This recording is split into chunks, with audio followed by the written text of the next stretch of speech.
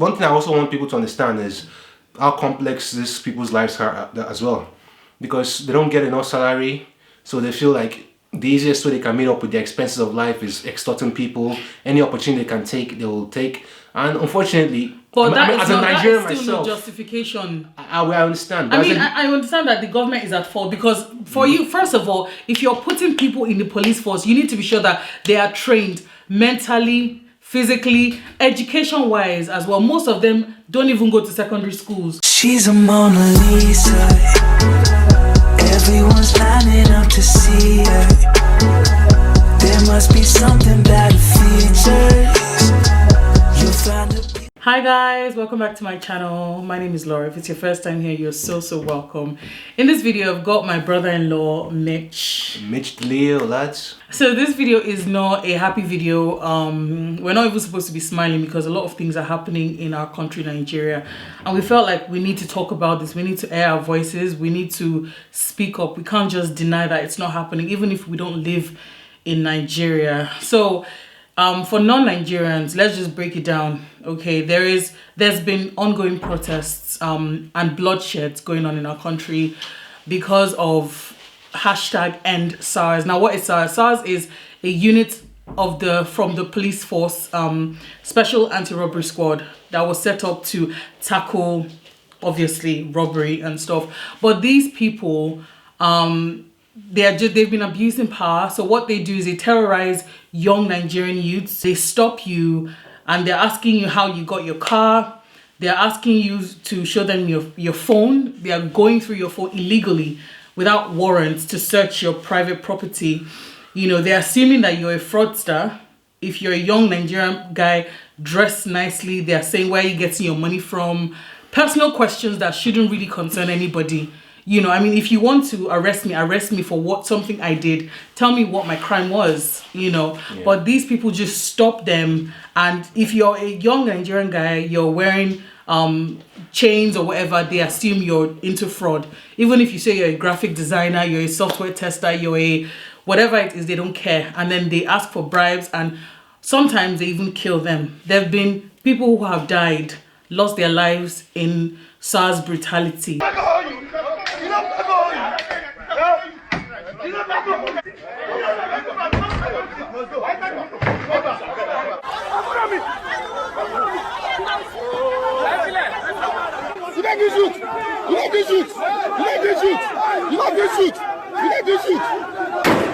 are you?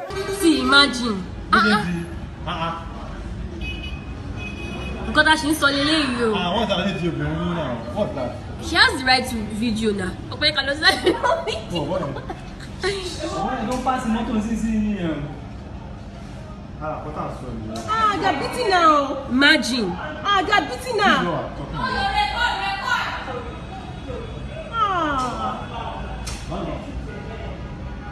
They're even crazy. This is what I'm talking about. They follow us by live video. So protests have been ongoing in Nigeria. Is it really more about Sars brutality or police brutality? Police brutality, because but it's really, the same thing we see. It happens everywhere, but the problem with you see, in US now, right? For example, you might see a white police officer go after black, right? Mm-hmm.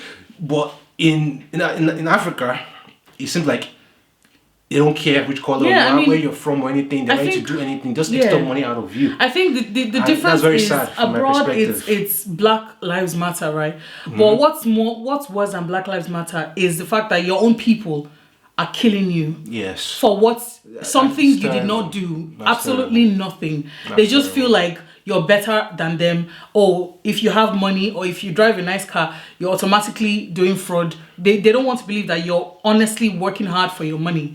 So that is where the police brutality comes in, and then they just tell you, if I shoot you, what's going to happen? You just die and you're gone. Every youth now in Nigeria, in all 36 states, are protesting against police brutality, saying we don't want a reform of Sars. We don't want the Sars change. We want it scrapped. Yeah. And what's even worse is the government is not even saying anything. They're just keeping quiet, and the president... the government right now is probably just playing a chess game with the NSAS. That's what... Right now, the IGP says, okay, we'll scrap SARS, we've ended SARS. I think even President Buhari recently spoke again. He said they've stopped SARS, that they'll go after all criminals, all the police that have, But we all know. gone out there and done brutality to people. But the truth of the matter is that for the past 4 years in Nigeria, we've heard this thing over and over again. We've dissolved SARS, and every time they dissolve SARS, they bring it back again. I think the real protest Nigerians are going out there to protest is enough with the hypocrisy. Yeah. Well, I think really what Nigerian youths are saying is we're not stupid. You've ruled us for 60 years thinking you can, ride on our ignorance. We've woken up now. Nigeria is 60 years and youths are coming out to say, we are the ones that put you in power. We have every right to take you off. Exactly. And to tell you how far this has gone, even celebrities around the world are even joining. Recently Celine Dion just mentioned her heart melts for Nigerian youths. For Celine Dion to even come out and talk, that tells you how bad this issue is. But I don't support police brutality, but we have one thing I also want people to understand is how complex these people's lives are as well, because they don't get enough salary, so they feel like the easiest way they can meet up with the expenses of life is extorting people. Any opportunity they can take, they will take. And unfortunately, as a Nigerian myself, no justification. I understand. I understand that the government is at fault because for you, first of all, if you're putting people in the police force, you need to be sure that they are trained mentally, physically, education-wise as well. Most of them don't even go to secondary schools. Most of these police force officials, they just finish primary school and straight in. They don't even have their OND. There's a certain level they need to go for evaluation in all spheres, and then the government does not pay them right, so they feel like, every Nigerian owes me. I'm protecting you, so you must give me what's rightfully mine, even if I'm working hard for my money. Okay, I'm glad you just said that, but when we look at that very carefully, what I see there is a sense of entitlement. My grandfather was a police officer, and even while he was a police officer, he even studied and became a lawyer and looked for ways to advance. So that was back then in like 80s or 70s, so you could say there was a bit of integrity and dignity back then. But thanks to politics, how things have been politicalized, police are not getting the support they need from the government anymore, and thanks to that, they feel like the next target for them to extort money out from is from the people, and that's unfortunately bad. But that's why I feel sorry for them. Sorry, but where I really go against SARS is where they begin to target young lads just because I'm carrying a laptop or a smartphone. And you use the excuse of criminals who do yahoo to come after me. And one thing that doesn't add up is like, you still have Nigerian government is trying to invest highly into a digital economy, which means everyone will be going into things related towards IT. It doesn't even matter if you don't come from an IT background. One way or the other, you're going to have to study something IT related so you can keep up with a digital economy. And they'll be arresting people that just carry laptop and smartphone. It doesn't add up. It doesn't add up. I think for me, it really goes deeper than the whole getting you for laptop. And I don't know if there's a special section for tackling fraudsters, because if you're talking SARS is anti-robbery. Anti-robbery and cybercrime have nothing to do with each other. I'm sorry, Abi, am I right? They could, but if you're having units, you need to have the one for anti-robbery and the one for cybercrime. Every government should have that. Now, I think for me, what really even eats me up is the fact that the corruption eats so deep that if you go, maybe you've been assaulted or you have a problem or somebody has an issue with another person and you go to the police station, they demand money for everything. Yeah. Give us money, let's start open the case for you. Give us money, let's run the case for you. Give us money so that we'll settle this matter for you. Money. So, and then you go to a police station and written boldly, the police is your friend. I'm thinking, no, they're not. Well, they're really not. Wait, the police being your friend. You have to understand one thing about Nigeria in general. I'm a Nigerian. I'm proud to be a Nigerian, but I'm not going to be hiding myself from the truth and pretend like I don't see things. The ideology of police being your friend was introduced by government to keep people from hating or blaming police for things they've done before. Because just a few days ago, I was watching things on YouTube and how I saw a lawyer, I don't know, I think it's from the southeast of Nigeria, and talking about things that happened in the past, that happened to people in Nigeria, and how police happens to be the ones to be responsible. Like, I think there was this athlete that was killed. I can't remember his full name, but he's from Southwest. He just came from America. He was meant to participate in the athletic competition, but he got killed by police. And there are other people as well that have experienced things like that. So I think government just introduced the ideology of police being your friend because they wanted people to divert their mind from the things police have done before. And that's one problem we have in Nigeria. We always look for a way to avoid the truth, while the truth just stays there looking at us. And at the end of the day, while we go in circles telling lies, we still end up coming back to where the truth is. You know what? I think the honest truth is, it's like we are in the revolutionary times now. A lot of Nigerians are like, we've had it up to here. Kilo day, we are done. Like you think that you know what? Big Brother Nigeria just coincidentally finished a few weeks ago, right? Yeah. I think the government was really expecting that when Big Brother started, it's going to distract a lot of people from knowing what's happening. The thing finished. They were still saying, lazy Nigerian youth, we won't notice. We noticed. And everybody has come out to say, this thing is done. Now we can face you guys square. What breaks my heart is that the president is still going about forming his empowering the youth scheme. Which youth?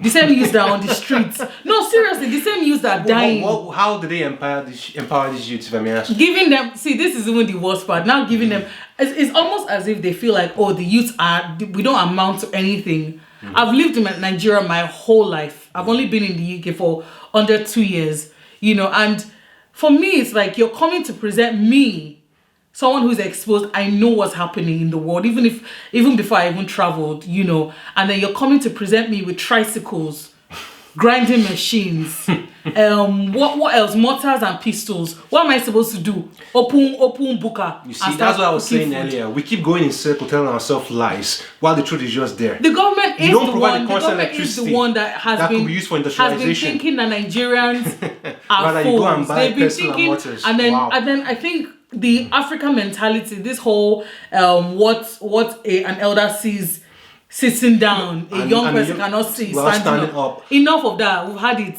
The truth of the matter about that idea, from my own perspective, is that it has its positive impact, and it has its negative impact. But the worst part about it when it comes to the African continent is that when you weigh the positive impact and the negative impact, unfortunately, the negative outweighs the positive. Because when youths in Nigeria, for example, have an idea, it doesn't take up to like a second before the older generation finds a way to say it's not going to work, it's not going to do this, it's going to do that. As long as it doesn't benefit their pockets. Exactly. But unfortunately, if this youth were to take this idea to the Asian continent or Western Africa, you find out it's going to work. Wait, see, a good example. Too far. You see the Ikorodu boys. Those boys didn't need to go far. If I told my parents about people like Ikorodu boys, if you don't know who the Ikorodu boys are, these are kids from Ikorodu who they remake blockbuster movie trailers, and they do it in a way that they don't use anything. They only to make it even interesting for you guys, I believe that it's not going to be long before you hear people like Hollywood or even Bollywood as well. I mean, give a chance to these boys to come and study how to make movies in the United States because they see their talent. You know what's sad? Well, if it's Nigeria, go and read your book. That's you know what's sad is creativity, innovation destroyed. Yeah, I love my country. Why? But it's just that Nigeria is a land where your dreams die. Most times with you. A lot of these people who have died, they had dreams, they had aspirations, they were talented. But just one gunshot and that's it. And life doesn't have. It's not just only things like police brutality or even where the elders believe that they're wiser, that crushes those dreams. You understand? Because when you look at the way Nigeria's culture is right now, we have two gods.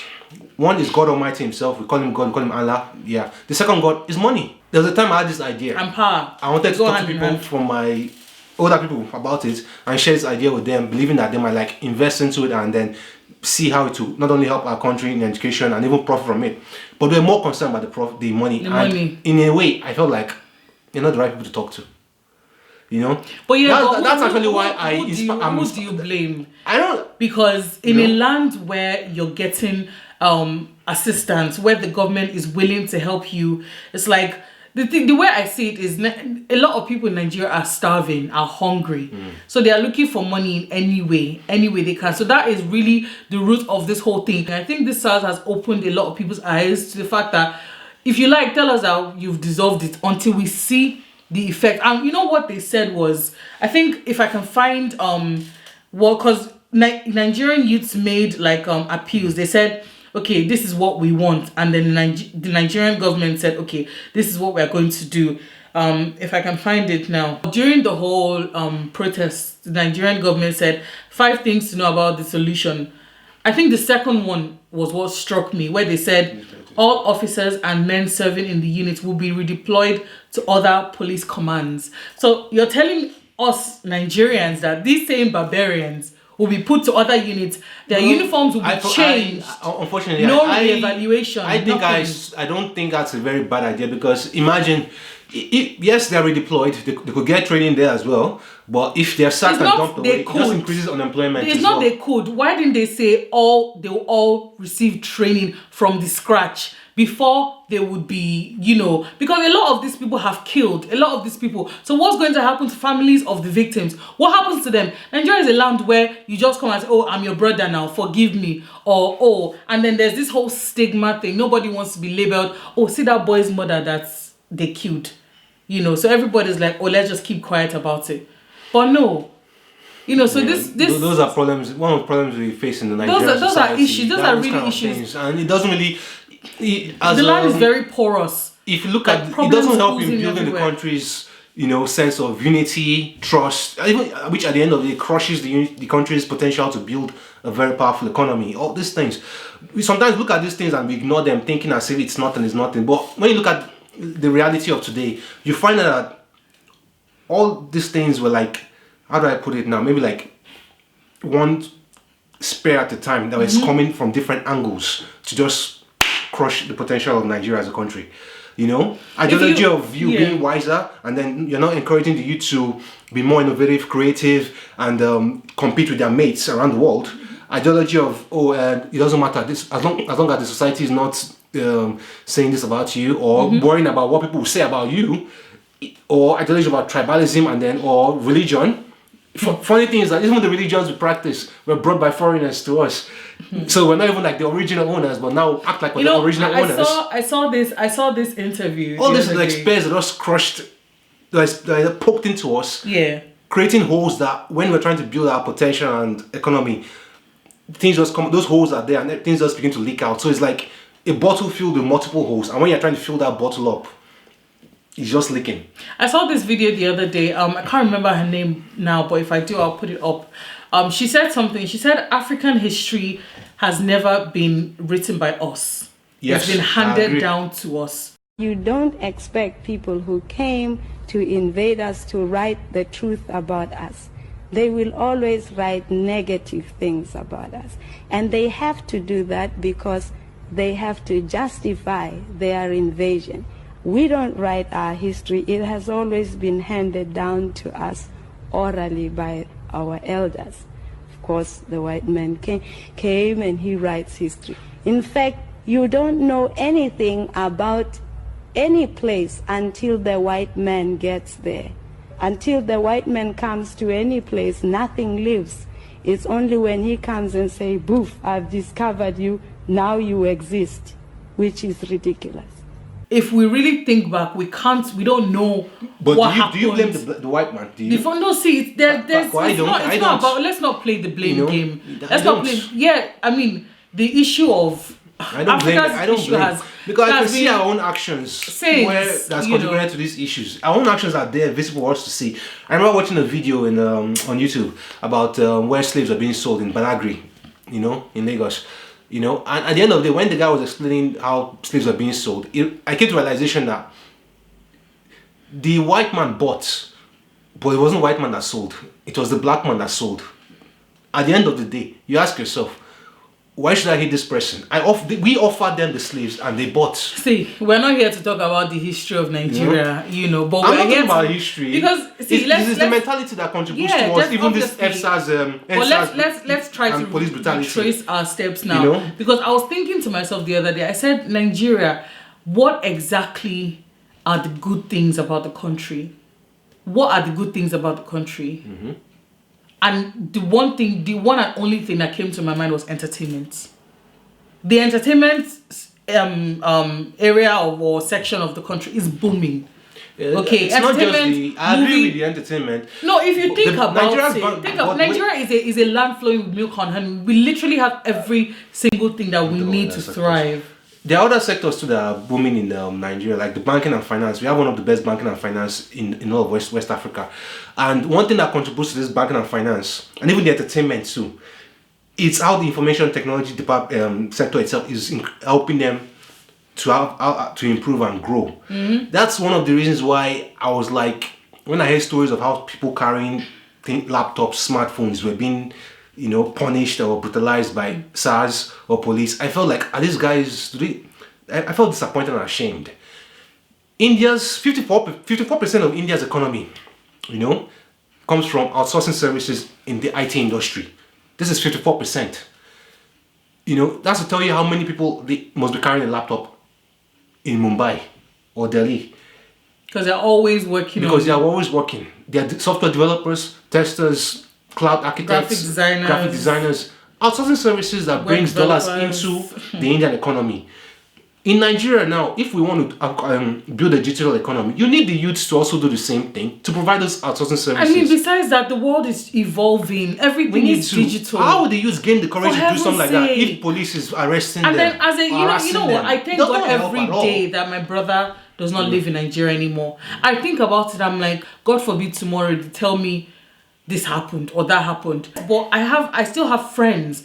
I have cousins. I have neighbors. I have classmates, colleagues that live in Nigeria. I don't want anyone I know, even people I don't know, to receive the bullet. Why? Because you were going to work one day and then you're wearing a suit, a nice suit that you worked hard for to pay for that suit. You're driving a nice car. Probably took you 2 years to get that car, but now you're enjoying your money, working hard for, and then somebody's stopping you and accusing you of being a fraudster, of which you don't have a warrant to search my personal stuff, and then your life is gone just like that. Do you know that I don't know which politician it is, but he's a politician from the northern part of Nigeria, saying, looking at someone between 24 to 30 years old driving a 7 million naira car is suspicious.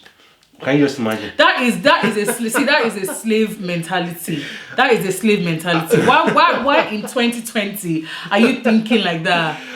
Are you joking? 13-year-olds are millionaires. 13-year-old and for heaven's sake, you don't have to. One of the protesters actually made a valid point. She said, some of us are working in places you don't know. You don't need to know everywhere we work. Some of us are entrepreneurs. We are low-key working our money, honest living. It's not until we are Yahoo. How many people can do? One quick question: as a YouTuber, I'm sure have you heard about the guy that ends the most in YouTube in 2016? How old is he? Was he 2019? Sorry, yeah. Was he a guy or a little boy? A little, yeah. I think it's a boy. That was an 8-year-old. And how much did he earn actually from YouTube? I can't remember how much he earned. I heard it was millions. This boy was doing toy reviews. Was it that one? Toy reviews on YouTube. This is an 8-year-old. All he does was reviewing. He reviews toys for kids. And millions. How much did he earn again? How much? If we remember, we'll just put it. I think it was over 20 million though. And he doesn't do anything. He doesn't work. Obviously, sometimes I wonder if I when I heard about it, I was like, wow, even African child in Africa. I'm not using Africa. Let's because the other African countries are doing well, like Kenya, Burkina Faso, Rwanda. If a child in Nigeria wanted to be doing toy reviews, your father will kick you back to school. You're not serious. You go back to school and go and learn, because it's like education. See, education is good, no cap, yeah. But we're not even talking about that. But yeah, obviously, it's not limited to just going to go and work in an office. If you're Nigerian, education is good, but that shouldn't limit you to just go and work in an office. There are some jobs that your Nigerian parents will not want to hear that you're doing. You're doing DJ. And obviously, this same child goes to school as well. Football. He goes to school. It's only in the evening when he comes out from school after doing his own work. He does his toy reviews, about 10 or 15 minutes video, puts it on YouTube. The whole world watches it. He gets about millions of views, and because of the millions of adverts on those views, dollars are pumping into his account. I mean, it's the advertising industry.